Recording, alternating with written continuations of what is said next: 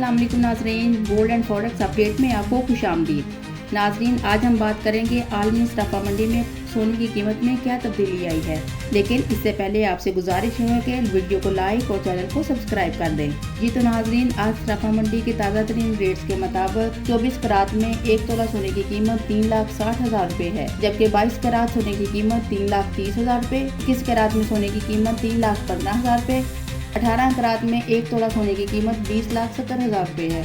अगर हम बात करें 24 करात सोने में 10 ग्राम सोने की कीमत 3,86,500 रुपए, 1 ग्राम सोने की कीमत 865 रुपए है। नाज़रीन, आपको गोल्ड एंड फॉरेक्स अपडेट में रोजाना सोने की ताज़ा तरीन कीमत के साथ साथ डॉलर, दिरहम और रियाल समेत दीगर करेंसी रेट के मुतालिक भी अपडेट्स मिलेंगी।